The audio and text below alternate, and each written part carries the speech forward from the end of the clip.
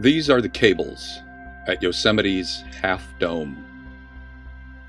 The cable route was put up in 1919 and takes visitors 425 vertical feet to the top of Half Dome. The cables are at a 45-degree angle. That makes the path traveled over 600 feet.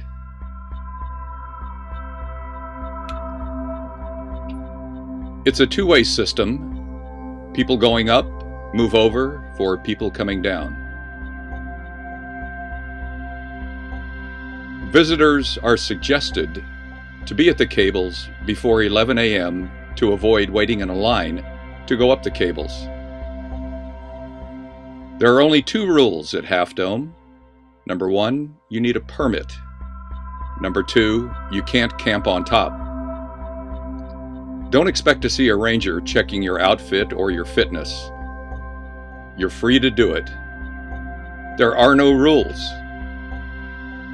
Generally, we go up the right side of the cable, and since it's a two-way system, people coming down are on their right side.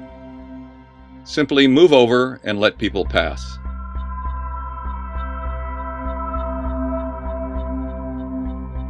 It's highly suggested that you use rubber-coated gloves to go up the cables to afford you the best grip possible.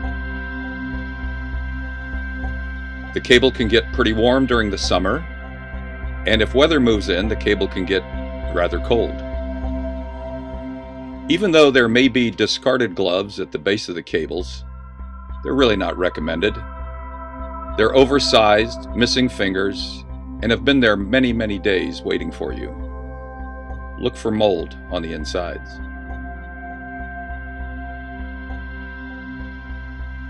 The basic strategy of going up the cables is to try to go from board to board. The 2x4 boards are attached to the poles. The poles are about 10 feet apart.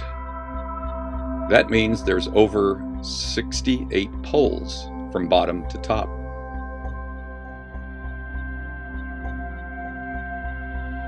The route is rather easy in the beginning, but rapidly gets steep. So the idea, again, is to wait until the board is clear in front of you and then go up. There are no burrs on the cable. The cables were replaced in 1934 and 1984. Be cautious of the pipes that hold the cable up.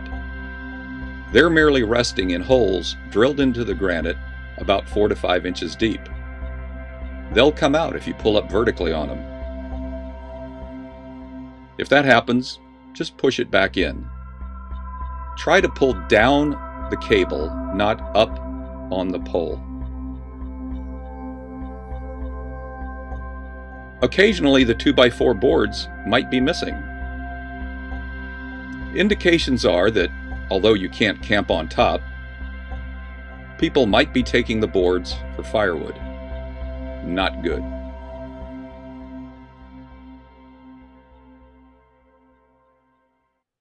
Everyone on the cables is generally in a good mood and friendly.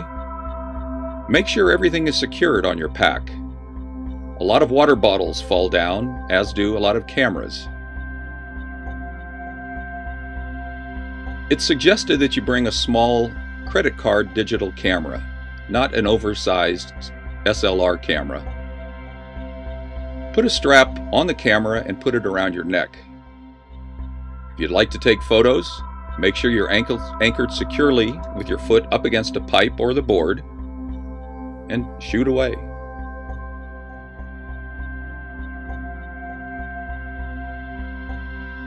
Although you'll see many people going up the cables using both the left and the right to pull themselves up, a better way is just to go to the right cable and squat down, put your feet flat on the rock, and use your back muscles, your shoulder muscles, as well as your arm muscles. But whatever it takes you to go up, whatever you feel comfortable doing, do it. The mean age of people going up the cables, the youngest age, is perhaps about 10. People as young as 7 or 8 have gone up the cables. This is not really recommended, but you know your children. Occasionally you will see granite steps that you have to go over. These are just discontinuities in the rock, and it's no problem. If the cables were totally empty when you arrived, you should be able to get to the top in 20-30 minutes. If you arrive late, you might have to wait in line. Then you'll be faced with a caterpillar of people in front of you. Since no one's in charge, there's no ranger there, people go at their pace. And it could take you up to 45 minutes or even an hour to get to the top. You'll see people coming down while you're going up. Just move over to the side. Many people go down facing forward. The problem with that is you have to look down, and it's actually rather scary. Plus, your body's center of gravity is trying to roll you forward. And finally, all your body weight is supported by your wrists. Perhaps a better way to come down is to face upward on the rock. That way you don't have to look down as much, and you're using stronger muscles as you start to rappel down the rock with a good firm grip using your rubber-coated gloves.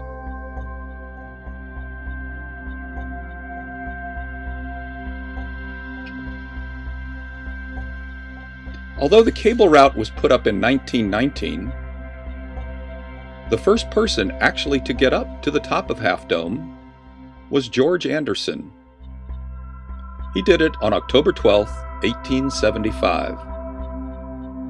This, despite the advice from Josiah Whitney, who was the chief geologist for the state of California. In 1870, he said no one's going to get to the top.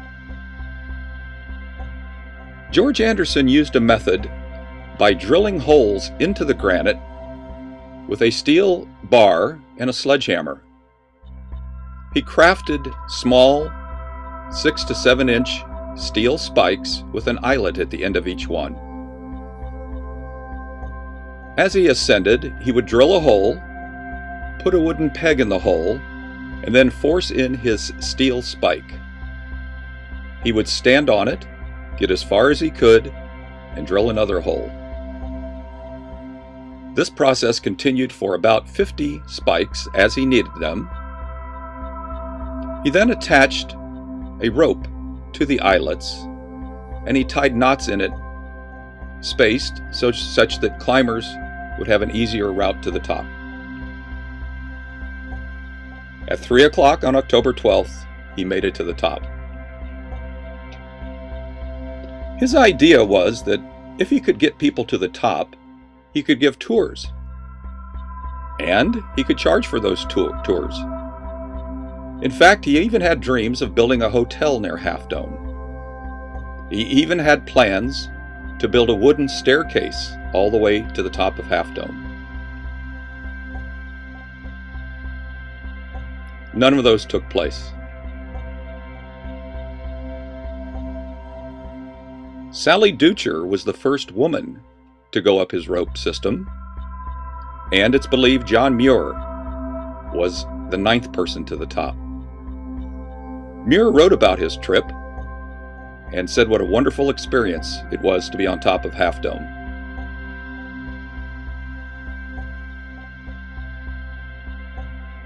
Once you're near the top of the cable system, it becomes a lot easier. Just continue on. Although the cables don't take you to the ultimate summit, it's very easy once you get to the end of the cable route.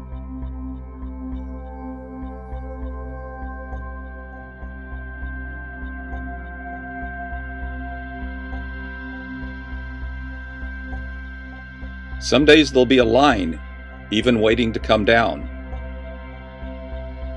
So it is recommended that you get a very early start from the valley, perhaps 5:30 or 6 a.m., so that you beat the crowd to the top. Even with permits required, there may be a line.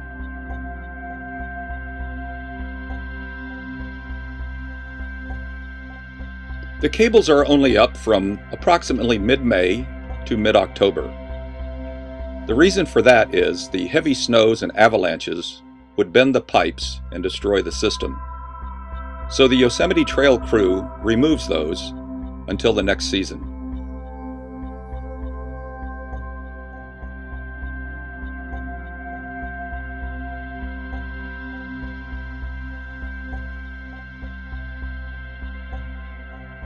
Enjoy the hike. Buy the t-shirt that you made it to the top. You're one of a very small group that's able to do this hike. Don't spend too long on the top. You've still got a full day downhill hiking to get back.